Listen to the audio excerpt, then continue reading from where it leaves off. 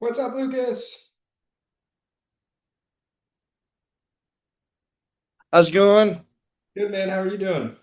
Doing good. Good. We'll give it probably like 3 more minutes just because everybody runs off Realtor Standard Time. Yeah. But then we'll go ahead and get started. So if you need to go get a cup of coffee or something, go do it now. Sounds good. I will be going to do that. Perfect. I just got mine, so that's why I said Yeah, it. sounds good. Reminded me. Yeah. All right, I'll be right back. Perfect.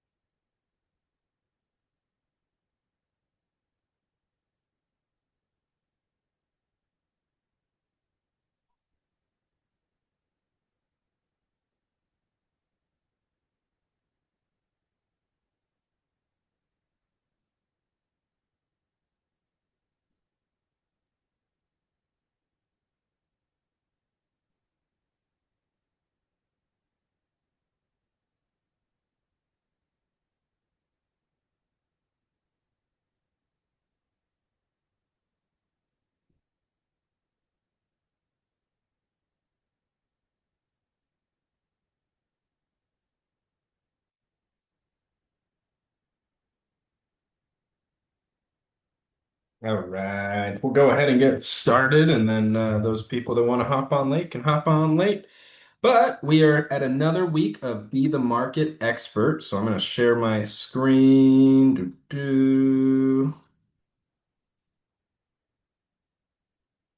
Perfect. All right. So, Lucas, have you ever been on one of these before? Yeah, I believe I was on one last week. Okay. But that may have been the one that got canceled. I'm not Yeah, I was actually, so I wasn't in town last week. And so we did cancel the last week's one. okay. Then yeah, no. So then I haven't been.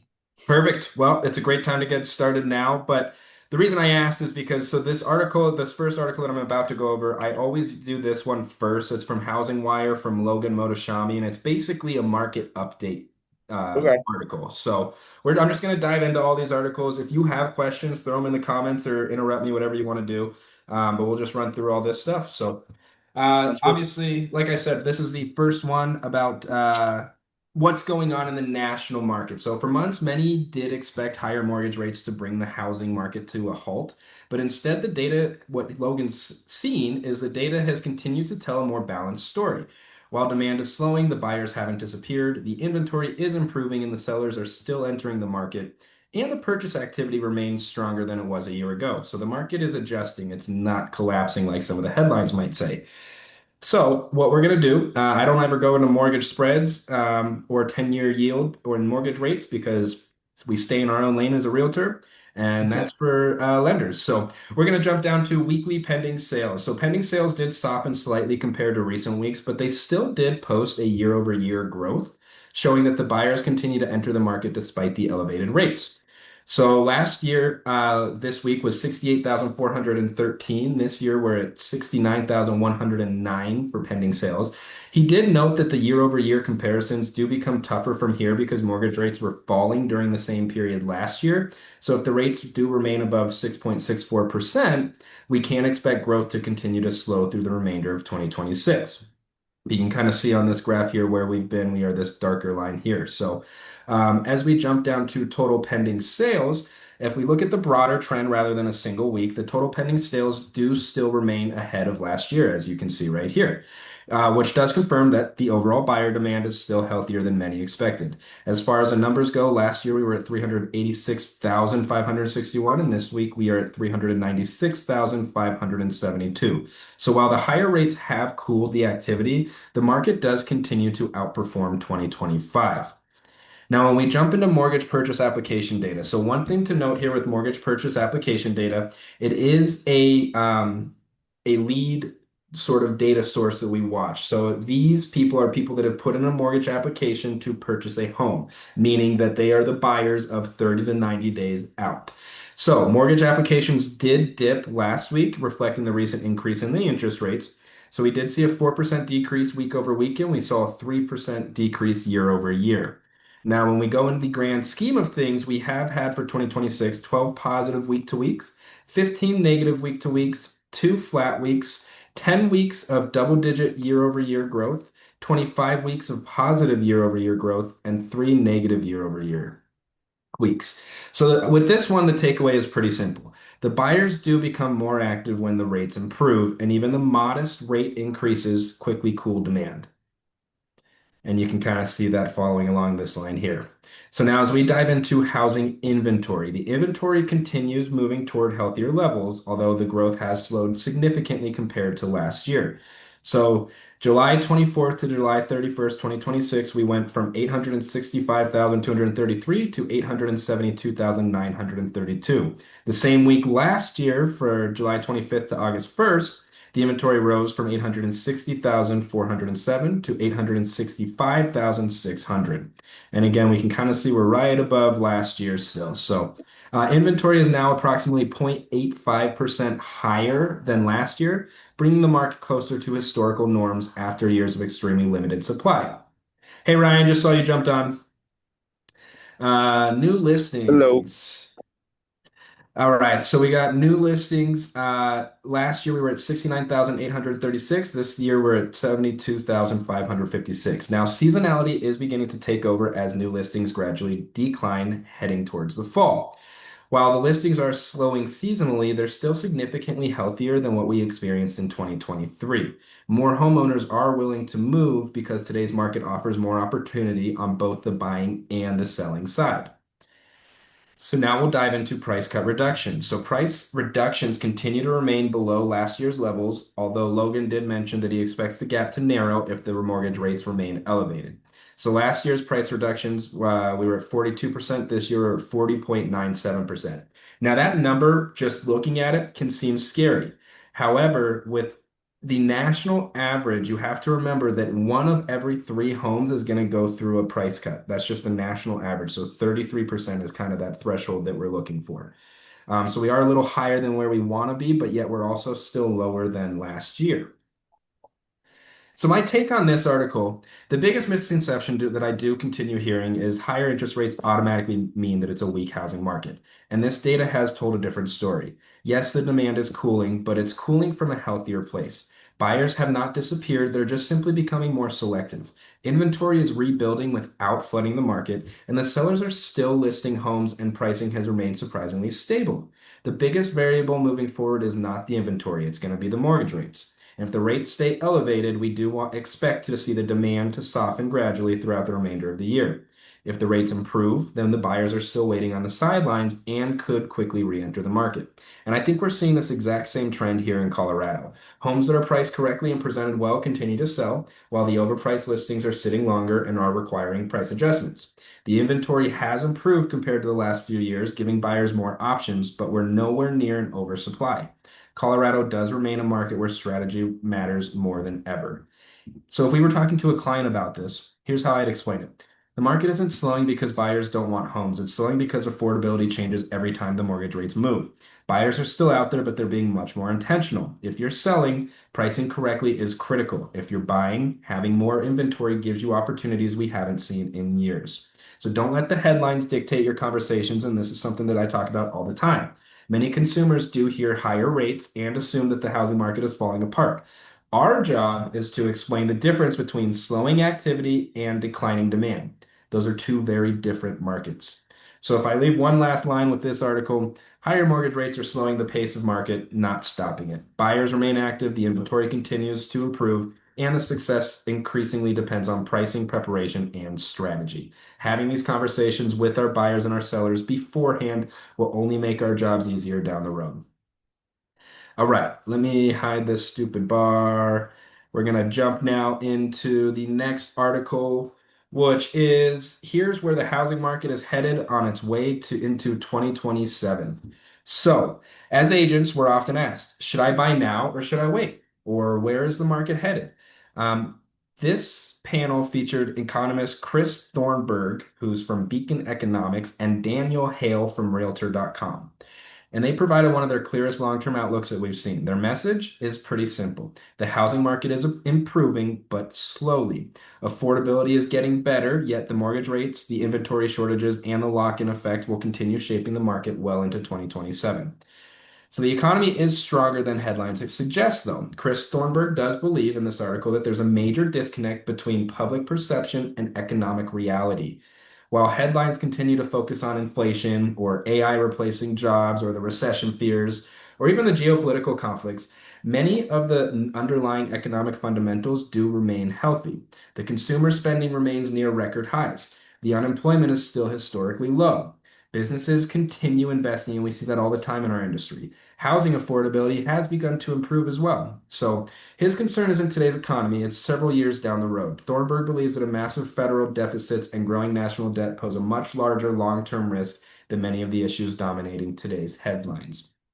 Now, the other thing is mortgage rates are likely to stay higher. Both economists do agree mortgage rates aren't likely returning to the 3 to 4% range anytime soon. The current expectations project that the rates will roughly average around 6.3 to 6.5% through the remainder of 2026. Similar levels extending into the next several years as well. Now, Danielle Hale did note that the rates could ease somewhat once the conflict in Iran stabilizes, but even then, they're likely to remain above earlier forecasts. Thornburg did also add that the continued government borrowing may keep upward pressure on interest rates for years. Now, affordability is finally improving, and that's something we've seen. This was one of the more encouraging takeaways from this article. Even though affordability remains challenging, several trends are moving in buyers' favors. So, and that's going to include that the home prices have largely stabilized, the builder incentives remain common, the household incomes continue growing, and the monthly mortgage payments have actually declined slightly compared to last year. The median monthly payment on a typical home has dropped from approximately 2135 last year to 2095 this year. So, roughly $40 difference. For the first time since 2022, the typical mortgage payment is once again consuming less than 30% of the household income, signaling gradual improvement. Now, the lock-in effect isn't going anywhere. One of the biggest constraints on today's housing market remains that homeowners who secured historically low mortgage rates. Approximately 70% of those homeowners currently have mortgage rates below 5%. Because moving often means doubling their monthly payment, many just simply aren't selling. Now, obviously, what I always like to call the 4 Ds, death, divorce, downsizing, and diapers. And if you don't know it by now, you'll know it eventually because I keep saying it. But life events will slowly ease this lock-in effect. Both economists do expect it to remain a major factor for another 5 years unless the mortgage rates fall closer to 5%, though, which this continues limiting existing home inventory across much of the country. Now, more homes need to be built, but they need to be built in the right places. So both economists agree that the country still faces a significant housing shortage. Current estimates suggest that America remains approximately 4 million homes short of demand. However, where those homes are built does matter. So the greatest shortages that they noted remain in the Northeast and in the Midwest. Meanwhile, areas like the South and Mountain West, such as us, have been able to increase supply more effectively because development is generally easier. Now, renting still costs less than buying. Buying remains significantly more expensive on a monthly basis. Currently, buyers cost approximately 37% more than renting a comparable property. I don't, and this is national scale. On a local scale, I think we are closer to our rental prices are high out here. So, um, now again, back to the national though, the gap that has fueled a rapid growth of build to rent communities across the countries. However, the difference is beginning to narrow as we start seeing home prices stabilize. We're seeing the mortgage rates slowly improve, depending on where the Iran conflict's going, and then the rental prices are softening. Some cities that they did mention include Pittsburgh, Baltimore, Orlando, Memphis, and Washington, D.C., are already seeing buying become increasingly competitive with renting. Now, again, like I just mentioned, every market is completely different. So the biggest takeaway from their discussion, I think, is that there's no single national housing market. Regional differences do continue widening. So some examples are, for instance, the buyers markets. The buyer's markets right now that they're seeing is in Florida and much of the Southeast. There's higher inventory, which is creating stronger negotiating opportunities for buyers. Now, sellers markets are still out there as well. Those we're seeing more in the Northeast and parts of the Midwest. Limited inventory continues supporting stronger pricing. So Danielle Hale did have a comment. Um, Buyers are coming in with national narratives, but they may or may not be relevant to what's actually happening in their market. Now, my take from this article, this discussion reinforces something that we've been saying all year. The housing market is not broken, it's fragmented. Some markets are seeing price reductions and increased negotiation, while others remain extremely competitive due to limited inventory. The affordability is improving, but slowly. The buyers are gaining leverage, yet many homeowners remain locked into low mortgage rates, limiting the number of existing homes available. That means that the market is likely to continue normalizing rather than experiencing any dramatic boom or crash. And again, much of Colorado fits into this national outlook. We are seeing a healthier inventory than we had during the pandemic, but it's not enough to dramatically shift the pricing. The mortgage rates continue to influence the buyers that we're seeing, but many homeowners remain hesitant to give up their low rate loans. Certain parts of Colorado, however, especially near the construction markets, offer buyers more negotiating opportunities, while many established neighborhoods still face limited inventory because of the lock-in effect. For buyers and sellers alike, understanding their local market has never been more important for them rather than relying on those national headlines. All right, we're going to jump into this next one here. It's Kelley Blue Book. So, all of us, I'm sure, know of Kelley Blue Book to find out how much our car is worth, but they have now rolled out their consumer home valuations. So, what's happening here? Most homeowners obviously have heard of Zestimate, but Kelley Blue Book is betting that customers want something more accurate. By expanding into home valuations, they're bringing one of the most trusted pricing brands in America into residential real estate. For agents, for us, this isn't about being replaced by technology. It's about another platform that could generate highly motivated seller leads and reinforce the value of professional guidance. So Kelley Blue Book Homes officially launched its consumer site. It's their home valuation platform in 11 states. Colorado is one of those, and they plan to go nationwide by early 2027, but we are one of the first 11 states to see this. So the platform is designed to provide homeowners with not only an estimated home value, but also a customized selling strategy based on neighborhood trends and the home's actual condition. So it is a different approach to home values. Unlike many automated valuation models that rely primarily on public records, Kelley Blue Book is going to ask homeowners to provide additional details, including maybe some recent renovations they've made, some property improvements, the current condition, and maybe even some unique amenities.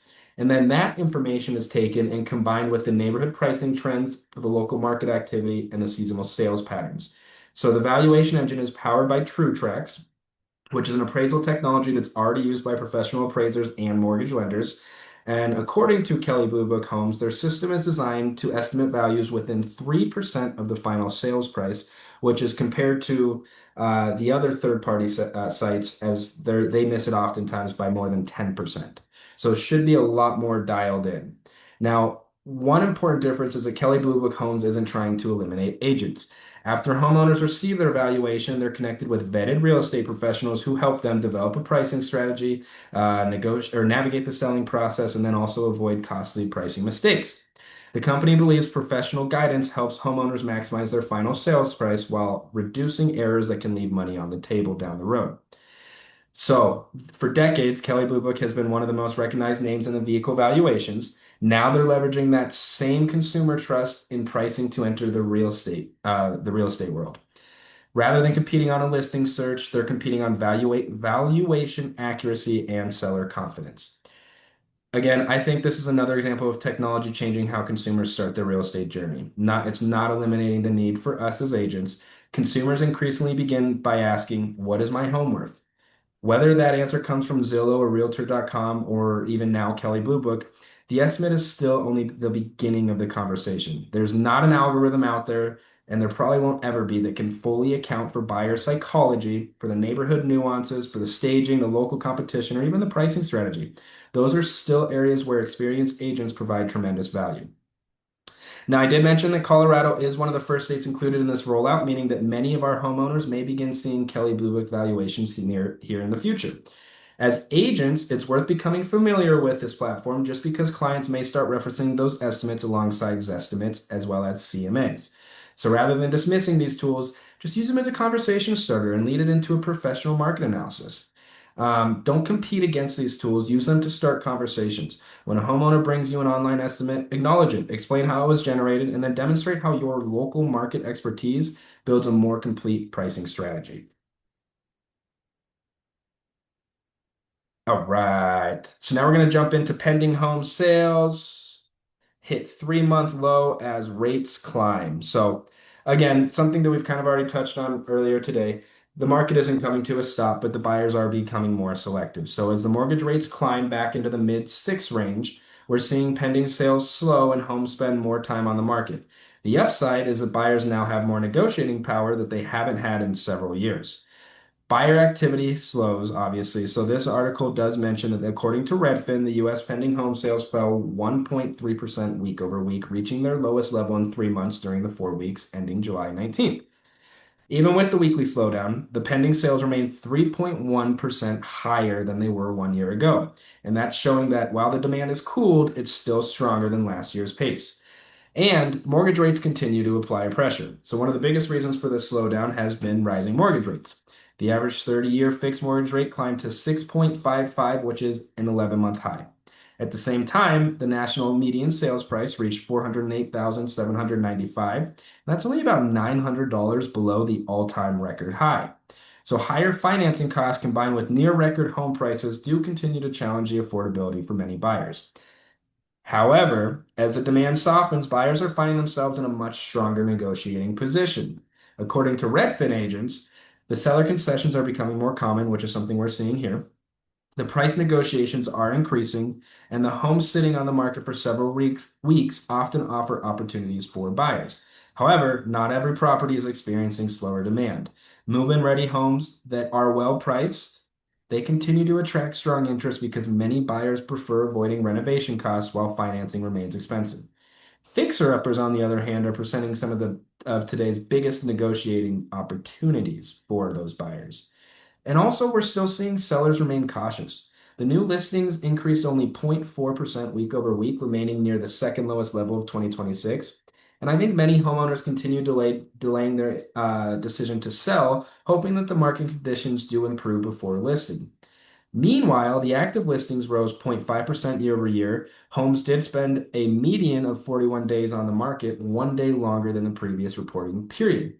These trends point toward a market that's gradually balancing rather than rapidly shifting. And so, if I do have a take from this article, again, I think this report reinforces what we've been seeing over the past several weeks. We are seeing higher mortgage rates, and they're not eliminating the buyers, they're simply just changing buyer behavior. Today's buyers are being much more intentional. They're negotiating, they're requesting concessions right off the bat, they're taking time before making their offers. At the same time, quality listings that are priced correctly continue selling relatively quickly. And I think the biggest difference between today's market and the pandemic market is that buyers now have options. I don't know, I believe all three of you that are on right now weren't around when COVID happened, but COVID was so crazy that buyers were going in 100K over asking. They were waiving their appraisal or waiving their inspection, signing away their firstborn child, whatever it might be, and they still weren't winning. So it was a wild, wild time for a couple of years here in Colorado. All right. Let's dive into this next one here. AI is changing what it takes to be a great real estate agent. Here's what matters now. So, artificial intelligence, obviously, we've talked about it a lot. It's not replacing real estate agents, but it is changing what separates good agents from the great ones. The competitive advantage is no longer just experience or working harder. It's about using AI to eliminate repetitive tasks so you can spend more time doing what only humans can do, which is building relationships, negotiating, solving problems, and to guide our clients with confidence. So, one of the biggest misconceptions about AI is that it's designed to replace real estate professionals. Instead, AI excels at handling repetitive tasks, repetitive administrative tasks, such as things like writing listing descriptions or drafting up follow emails, creating that social media content, and even like summarizing inspection reports or preparing market updates. By automating all of those routine tasks, agents can gain more time to focus on advising clients and building those long-lasting relationships, the areas where they provide the greatest value.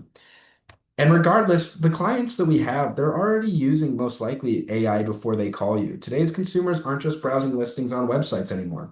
Many buyers and sellers are asking AI tools questions like, is this the neighborhood right for my family? Or should I buy now or wait? Or who are the top agents in my area?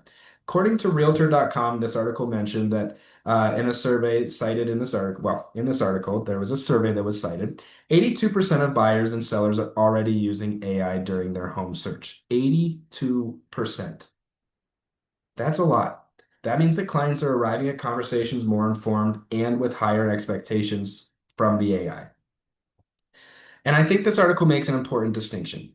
The average AI users ask it to complete one task, but the high-performing agents build entire systems around it. For example, instead of asking AI to write one Instagram caption, us as agents, we can actually utilize this stuff, create a listing description, create multiple social media posts, create an email campaign, create a blog article, a video script, whatever it might be. Maybe even you ask it to create responses to common buyer questions, and then you create a one pager that you give out to buyers. One piece of work becomes an entire marketing strategy, saving hours while you're messaging consistent. So stop creating more and start repurposing more. Another major takeaway is that AI is just about creating content faster. It's also about getting more value from the work that you're already doing. So examples of this do include turning a marketing update into a newsletter, blog, or a social post. You can turn a buyer consultation into a frequently asked question page, a listing presentation into a seller's guide, a client conversation into educational content. Instead of constantly starting from scratch, AI helps agents maximize the expertise they already have. However, human skills matter even more, though.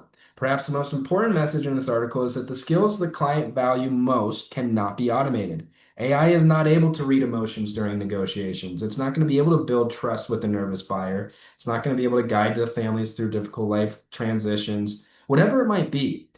AI can't be that personal touch. As AI becomes more common, these human skills become even more valuable. Now, this article mentioned three practical habits. Number one, start with a repetitive task and automate it before moving on to the others. Number two, repurpose your work you've already created instead of constantly starting over. And number three, keep your expertise at the center. Always review AI generated content for accuracy, fair housing compliance, and local market relevance before sharing it with clients. And that is a big thing. You do want to double check AI's work. It's not perfect. Now, I do love this message behind this article because it does reinforce something that I believe for a long time. AI is not going to replace these relationships. It's going to create more time to build them. The agents who succeeded over the next decade won't necessarily be the ones, who are the most AI prompts. They'll be the ones using AI to eliminate busy work so that they can spend more time serving their clients. Technology that we have, these tools we have, can make us faster, only so we can make our clients feel more confident. All right. We've got two more articles here, and then we'll run through the local market real quick and we'll finish it off. So, this one is the mortgage industry has been focusing on only half the market.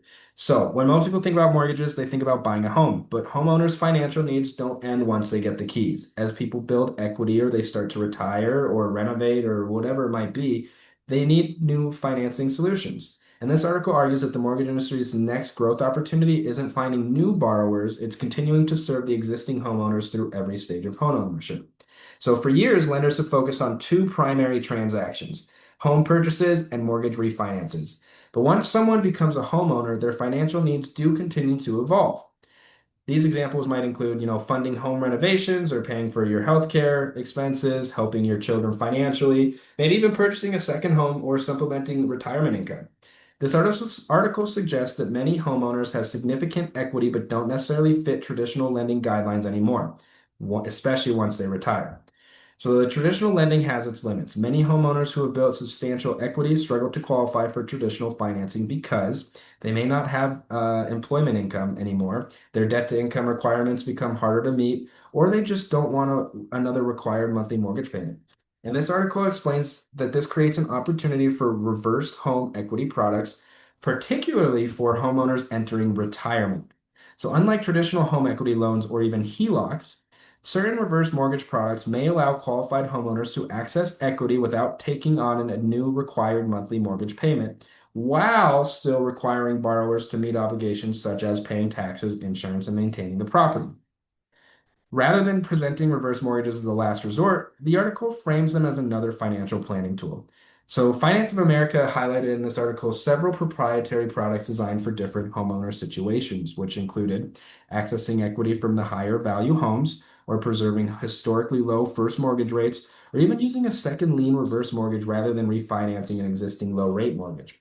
The emphasis is on expanding financial options, not replacing conventional mortgages. And one of the article's biggest themes is that lenders don't necessarily need new customers. Instead, they should continue serving borrowers they've already helped.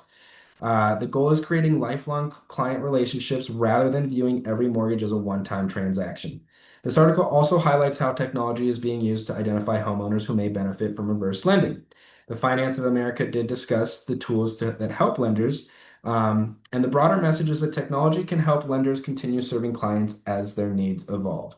Now, one thing I appreciated about this article is that it encourages us to think about homeownership as a long-term journey, not a single transaction.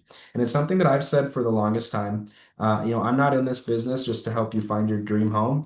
I want to create a lifelong relationship with these people. People's lives change, families grow, parents retire, children move home, medical needs arise, whatever it might be. Each stage creates different housing and financial conversations. And the professionals who can continue educating and serving the clients throughout those transitions will build those longer lasting relationships as well. All right. Diving into one last fun one here. If you haven't heard, there is a current Colorado woman who's fighting to keep her home as it's listed on Zillow, and she's still in it. So this story grabbed my attention because it does highlight one of the biggest risks that buyers can face when purchasing distressed or occupied properties.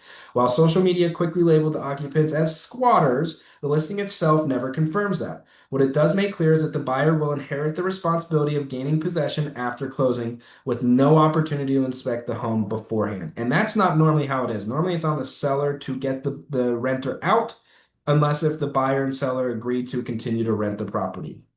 Now, this is a very unusual listing. This is a home in Nunn, Colorado, and it hit the market for $215,000, but there are several major strings attached. The listing specifically states, as a buyer, there are no showings. You don't get an inspection. You don't get access to the property. The listing agent has never been inside the home. The property is being sold completely as is. The occupants currently live at the home and they are not paying any rent, and the buyer will be responsible for obtaining possession after closing. Only exterior photos of the property were available on the MLS. Now, obviously, social media filled in the blanks. Once the listing went viral, many people assumed the occupants were squatters. However, it's important to note that the listing never actually says that. There are several possibilities. They could be former owners still occupying the property, tenants whose lease situation is unknown, or occupants involved in a foreclosure, or even individuals who may actually be squatters. But without additional information, no one knows for certain. It's a good reminder that headlines and social media often jump to conclusions before all the facts are available. Now, why would someone buy this? At first glance, buying a home without ever seeing the inside sounds crazy, but there are buyers who specifically look for opportunities like this. Those are people such as, investors, cash buyers, property flippers, or even individuals experienced with distressed assets. They're purchasing it at a significantly discounted price because they're accepting a significant amount of risk. And these risks are definitely significant. So a buyer would be taking on several unknowns, including one, the condition of the home, the potential repair costs, the legal costs associated with obtaining possession, how long it even may take to remove the occupants if they refuse to leave, which these ones have said they will not leave, the possible damage that occurs before possession is obtained. Those risks are exactly why these properties typically sell below market value. Now, my take on this story is less about squatters and more about understanding risk. The listing is actually very transparent. It clearly tells the buyers that you can't inspect it, you can't see inside, you're not going to know the condition, and you are responsible for obtaining possession. For the average home buyer, this would be an incredibly risky purchase. For maybe an experienced investor or someone who has experience going through this process, it could be considered. Now, the biggest lesson is to read every listing carefully and understand exactly what you're agreeing to before writing an offer. Obviously, this was right here in Colorado, so this hits home, and I'll be curious to see where it goes. But I did just want to bring it up because it's something interesting to think about. All right, we're going to dive into the local market real quick before we finish off. So I was not here last week, so this is going to be a 2 week stretch here. But 2 weeks ago, we had new listings at 1,423. We are now at 1,383, so a slight decrease there. Coming soon, 2 weeks ago was 174. We're at 184 now, so we have about 10 more listings coming soon. Back on market was 297 2 weeks ago. We are at 290 now, so a slight decrease there by 7 homes. Price decrease was 2,322 2 weeks ago. We are now at 2,329. So we did see a slight increase there. Pending, we saw a slight decrease. We were at 1,208 2 weeks ago. We're now at 1,173. And then closed, we did have an increase last 2 weeks ago. We were at 1,099 and we are now at 1,153. So as I wrap up today, there's one theme that kept showing up in every article that we talked about, and it's been consistent like this week after week as well. The market is not falling apart like the headlines might say. It's simply evolving. The data tells us that even with mortgage rates staying higher than we'd like, the pending sales are still holding up. The inventory is becoming healthier. The buyers do have more negotiating power, and the home prices have remained surprisingly stable. This is not the frenzy of 2021, but it's also not the crash that many headlines keep predicting. It's not even close to the 2008 crash. It's become a more balanced market. The industry itself is changing too. We're seeing AI become a bigger part of buying and selling. Companies like Kelly Blue Book are entering real estate. Technology continues to improve, but here's the interesting thing about it. None of these things replace great agents. They simply just raise the bar. Consumers have access to more information than ever before. What they don't have is someone to help them understand what all that information actually means. And that's where we come in. We also talked about something that's becoming more important every week: education. Whether it's explaining why homes are taking longer to sell, or helping buyers understand mortgage shopping, or even preparing sellers for today's markets. The agents who communicate the market the best are going to earn the most trust, and trust is what wins business right now. Even the unusual Colorado listing that we saw that I just talked about, it did remind us of something as well. Every property, every client, every transaction is different. Our job isn't to memorize scripts. Our job is to solve the problems. So as you head into this week, don't get caught chasing the headlines. Don't spend your energy trying to predict every interest rate movement or every market shift or what's going to happen in Iran. Instead, focus on the things you have control of. Focus on becoming the advisor your clients can count on. Focus on being that market expert, because markets will change. The technology is going to change. Consumer expectations will always continue to change. Nothing's going to be set in stone with those. But people will always need someone they trust to guide them through one of, if not the biggest financial decision of their lives.